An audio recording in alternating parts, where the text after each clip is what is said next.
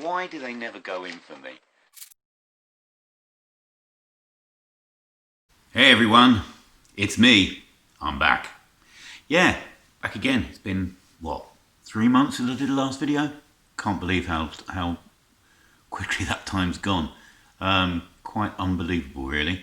But it's 2021. It's a new year. It's the Vinyl Tag 2021. So I thought it would be a good idea to get started back here, making videos again, having another go at things, getting my sorry ass back into gear and making some videos. Because I do have videos to make. Got loads of things to do, but here we go. Another video. Tales from the Crate did his usual thing of uploading the first Vinyl Tag this year, literally hours ago.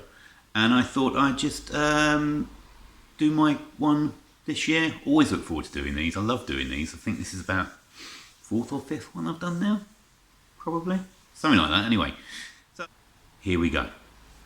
So the first question is your favourite discovery from 2020. I didn't actually buy many. Well, I kind of bought records, especially the first half of the year. But I didn't really, sort of vinyl tailed off for me the second half of last year. I didn't pick up that much. But one of the best things, and I thought discovery, I thought I'd go with a new band that I'd never heard of. So I picked an album that I actually got on tape. So it's this one. This is Sports Team, and it's called Deep Down Happy. This is the first brand new tape I've probably bought for since about 1990. So we're looking at probably 30 years since I bought a tape. So this is kind of indie stuff, I saw them on, I found them on YouTube, and I quite liked some of their songs, and then this actually made #2 in the charts. I think, I don't know, in a showdown with some pop singer, I think Christina or somebody beat them to #1. I can't remember who it was now. But in the UK charts, this was really big, and I really enjoyed listening to this year. I don't know whether this is just a promo copy or if I picked it up really cheap. It's a really good album, so I would check that out. It's good. Quarantine buys. So a lot of my vinyl this year was bought in quarantine. The first major quarantine was in sort of spring, early summer, and then we've had various lockdowns ever since and concurrently continuing. But one of I think my favourite new album of 2019, had I bought it in 2019, would have been this one. I think I mentioned it in the last year's tag. So this is Toy, Happy in the Hollow. And I haven't shown this. I will talk about this more when I eventually do cover this in a watch, which will happen soon. But my favourite quarantine buy was this one, because I picked this up a really ridiculously good price. And it's a terrific album, and I'll talk more about that in its respective watch video. But that's Toy, Happy in the Hollow. I'll put that one down there. Right, an LP you need to find in 2021. Well, and I will come back to this band, I think, later. But an LP I need to find, because my only copy was on tape, and it knackered this year. So it's this album by Siouxsie and the Banshees, Juju. This is an absolutely phenomenal goth record. This is one of those seminal goth records that helped define the genre, really. From the start, from Spellbound all the way through to Voodoo Dolly. Absolutely incredible music on there, and it would be my favourite, one of my favourite Siouxsie albums. But this is incredible, and I really want this hopefully on vinyl this year. So there we go. Juju, Siouxsie and the Banshees is the one I want to find. What we got next? We've got a box set. I don't actually own many box sets, really. I don't go for them. I think they're, I mean, yeah, if you're a die-hard fan of something, then yeah, you're going to get a box set. But I don't really buy them. I don't know. Maybe I'm just a skinflint. You lot know I don't spend a lot of money on my records. Yeah, so I don't spend money on box sets. So I've had to go for a CD box set, and I've gone. I haven't even got many CD box sets, so I've gone for this one because I don't think I've shown it before. So this is, I don't think you can see that there, but this is my Ride box set that I got. How long ago was this out? I don't know. I think it was, I don't know, quite a while ago I bought this. So this is a 3 CD box set. It's really nice. You've got a nice booklet. There we go. OX4, the big Best of Ride. You get OX4, the Best of Ride, which is all their singles.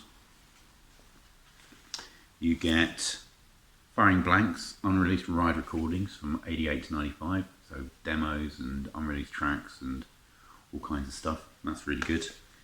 And you get Live at the Reading Festival 92, which I don't think I was there for that one. I do have a bootleg of their 1990 festival appearance, which I was actually there for, but that's a good live concert. So there we go. My box set is going to be my Ride box set. Really like that one. Okay, where are we next? Concept album. Okay, concept album. So I've shown this album before. Nobody seems to buy it. Nobody gets into it. I doubt if anybody's even streamed it because of one mentions it's had by me. I'm going to mention it again. It's this one. It's Big Chief's Mack Avenue Skull Game, the imaginary soundtrack for a film. Honestly, listen to this album. It's incredible. Absolutely bloody incredible. Why don't people blooming listen to this? Yeah, it's like a mix of soul, funk, punk, grunge. It's an amazing, amazing record. The story of a pimp and his woman and how she gets free of him. If anybody made this film, it would be, I would love it if somebody actually made this film, but this is an incredible record. One of my favourite albums ever. Fantastic. So there you go, a concept album. Listen to it. It's amazing. Right. Album was that the, I've written this so small. Change Direction, yes. I'm going to go with this one. I had a few albums I could have chosen for this, but I thought, I haven't really shown this that much, and it's such a good album. It really deserves more recognition. So this is Food by Kelis. This is a brilliant album. So this is where she sort of left. I mean, Kelis is a bit of a pop comedian, actually. She started off with kind of like pop, and then she went kind of like, she's had hip hop eras, she's had sort of all kinds of different types of pop. Then she went dance, and then she did this kind of old school soul album, which I think is just a magnificent record, absolute magnificent record, called Food. It is gorgeous. The vocals on here are amazing. I'm just trying to, yeah, got lyrics. So yeah, she did, I mean, she's thrown curveballs before, and in fact her whole career has been full of curveballs. You know, I don't know if she's ever going to record another album, but if it's anywhere near as good or as interesting as this, I would love it. So that's my Change Direction album from Kelis. Right, next is a compilation. White label promo. I don't have them. I don't have any white label promos, so I'm going to have to skip that one. So there we go. I've got gold stamp promos, but I'm not going to pull those out. I think I might have a white label somewhere, but I don't know where it is. So there we go. So moving swiftly on to a compilation album. Now, I had this down as my punk album, but then I realised I could use something else for that. So I'm going to use this for my compilation album. So this is Dead Kennedys, Give Me Convenience or Give Me Death. Prime American punk. Absolutely incredible from start to finish. This has got all the tracks you know. It's got Too Drunk to Fuck, California Uber Alles. It's got Holiday in Cambodia on it. It's got I Fought the Law and I Won. Kinky Sex Makes the World Go Round. And what's quite nice with it, it's got other bits and pieces in it, which I don't, oh there we go. So you get a flexi disc with it, or I did anyway. You get Night of the Living Rednecks and Buzz Bomb from Pasadena. And you also get, for the lyrics, I think this is a lyrics sheet. Yeah, it's all lyrics. You get a booklet. Domestic Violence Week begins. A really nice lyric book. This is really cool. It's kind of like a on newspaper stock. There's what's that? I don't know. There's Holiday in Cambodia. With a particularly nasty picture. Saturday Night Holocaust, there we go, there's Pol Pot.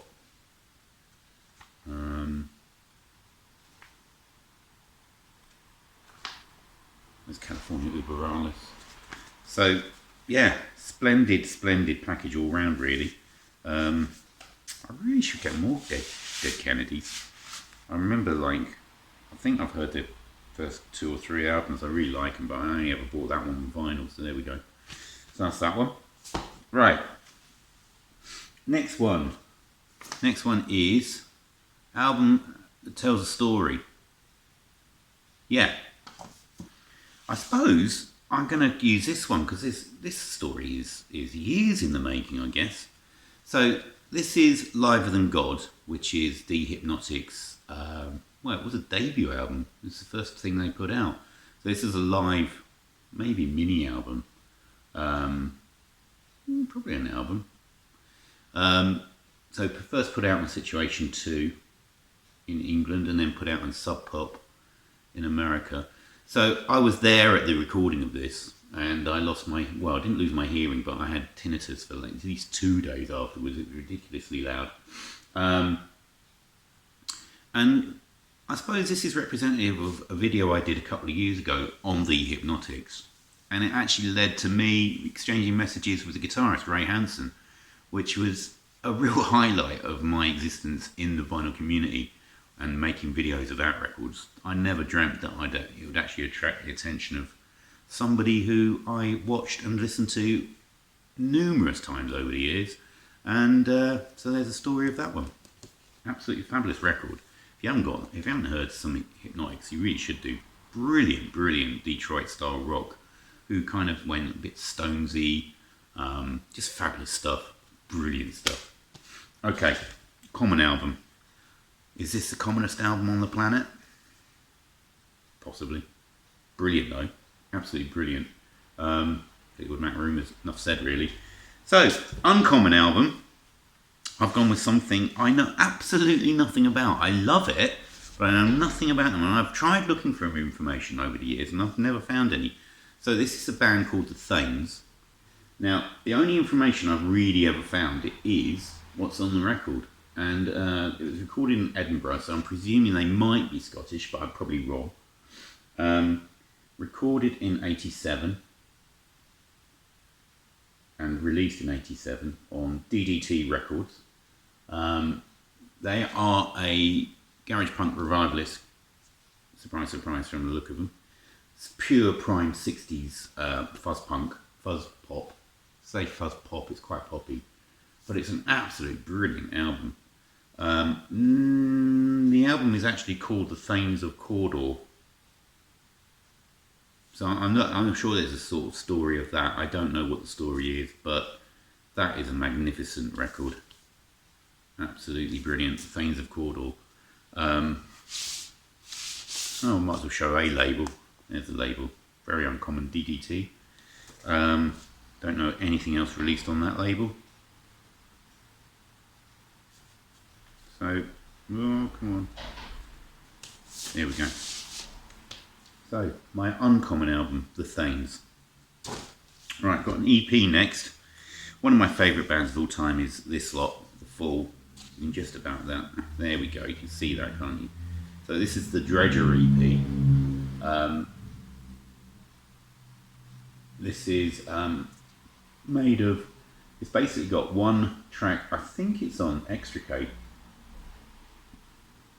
which is the 1990 album? Yeah, 1990 album.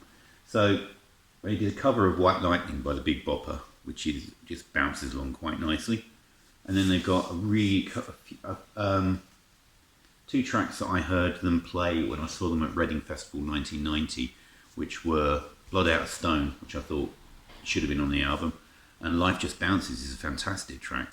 And then you've got, I think it's more of an instrumental track, Zagreb, Movements 1, 2 and 3. So it's a great EP, absolutely top-notch stuff. Really great stuff. And it's got, what's this? Oh, it's got a poster. I don't know if I've had this out ever, but let's have it out now. And there's The Fall circa 1990. So there we go. Great EP, that Dredger EP by The Fall. Right, girl group. So I've chosen this grunge trio. Fantastic band, Babes in Toyland. One of the most ferocious bands I've ever seen live. Cat Belland was like, I don't know, just like a howling banshee on stage. Absolutely incredible live performer. The band were brilliant. This is their debut album, Spanking Machine. Absolutely love this record. I've been listening to a fair bit of grunge lately, so I think it's time that I've been revisiting a lot of these albums. So this is another one that I've been revisiting. Absolutely love this. I love that picture as well. Brilliant album, Spanking Machine. Basically full-on guitar attack with, and basically Cat was the star that Courtney Love became. She basically laid down the blueprint, and I think Courtney did kind of cop her shtick quite a lot. So there we go, Spanking Machine by Babes. Right, favourite album cover. Now, because, and I think I've shown this before, but one of my favourite, I've got loads of favourite album covers, but one of my favourites is this one. I absolutely love the simplicity of this album cover. It's kind of like real primitive. I don't know whether a kid drew this. I don't know who actually drew the cover of this, but this is a fantastic album cover. This is of course Screamadelica by Primal Scream, and one of the reasons I love this so much is because my daughter actually drew me a picture for one of my birthdays, which is now on my wall above my stereo, of this cover, and I absolutely love it. One of my favourites. Just love this album cover. Well, love this album. So there we go. Primal Scream, Screamadelica. Right, next. Album you listen to the most. So I actually went on, I still record all my stuff on Last FM. Everything I listen to, since I record everything I listen to, log it on Last FM still. So I have a record of everything I've ever listened to since 2005, which is not ever. But anyway, you know what I mean. And I was looking on there just at the albums apparently I've listened to most in the last 15 years. And the one that I've got on vinyl is this one. And this is a terrific album. So this is Dope Throne, Hochelaga. This is one of my favourite albums from the last, I don't know. This is a very, very, very, very good album. I absolutely love this album. It's so sludgy. It's incredibly sludgy. Doom-based, sludgy, Black Sabbath style doom. I mean, it's just fantastic.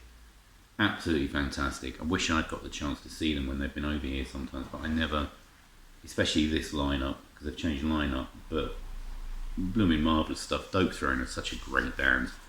So that's the one I've listened to probably the most. Right. Album I had to get an OG copy of. I don't have to get OG copies of albums.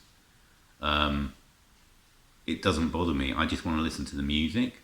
Yeah, sure, I'd love an original copy of, say, of Master of Reality or, I don't know, other stuff. But I'm not going to worry if I've got an OG copy or a reissue. But I thought I'd show an album I love that I do have an OG copy of because I bought it on the day of release, and that one is Nirvana's In Utero. I've actually been listening to Nirvana a heck of a lot lately, basically because my daughter has now suddenly started to love Nirvana. They are her new, well, they're probably her first favourite group. So first group that she's ever really taken an interest in. She just got all their CDs at Christmas, and she's absolutely gone ape about them. So I thought I'd just pull out my copy of In Utero, my favourite of their albums, which is an OG copy. So there we go. The sublime In Utero. So there we go. Right. Last album I purchased, this was a little while ago. I think this was maybe in the autumn I bought this. Possibly in the autumn. So the last album I actually purchased was this one, which is The Who's last album, released 2019, wasn't it? Yeah, 2019. It's really good. I really enjoy listening to this. I haven't listened to it enough yet, but it is a really good album. Definitely going to be playing more of it. It shows that not all, I don't know, are they 70 yet? Not all 70-year-olds are fuddy-duddy old farts. There's still some that produce some decent music. And Pete and Roger are two of them. So there we go. The Who. Brilliant album. Now, what's this? Is it a punk album next? Oh no. It's the album that you get that they don't. I think that's what it was phrased as. And I've gone with something. Yeah, I've just gone with what I think. I love this. I still love this album. I loved this album when it came out. I don't think it was cool to like this artist then. I love this album now. I still play it every so often. And it's kind of a concept-y type. Well, is it concept? It's more like, it's kind of like almost prog. I mean, it's no wonder that this artist ended up with marrying who they did end up marrying in the end. Really. Because I think there's an awful lot of shared music between them. But I've chosen The Changing by Toyah. I love Toyah's stuff. I mean, I know it's not everybody's cup of tea. She's got a kind of a real stage actory sort of feeling to some of the stuff, but I just really like Toyah. I think she was visually amazing. And this is a really good album. In fact, every track is a top song. It goes from Creepy Room, Street Creature, Castaways, The Druids, Angel of Me, which is a fantastic song. The singles were Run Wild, Run Free and Brave New World, which I think Brave New World is still a stonking great tune, to be honest. It's absolutely brilliant. Released in 82. I absolutely love this album. And I still like Toyah stuff. There we go. So, not everybody gets why I like Toyah, but I don't really care, because I get a lot of pleasure listening to her stuff. So there we go. Right, punk album. So originally I had the Dead Kennedys, and I thought, is there anything else I've got? And then I remembered, of course, I've got this. One of the seminal punk albums. So we've got Marquee Moon by Television. This has been a really influential album. Noticeably on Bono, not Bono, The Edge cites it as one of his formative albums. Anything in a sleep. I'm pretty sure it's a very early copy. I don't know if it's original copy. I bought this. Where did I get this from? I think it might have been a jumble sale. I mean, I've got, yeah, the glue's come off.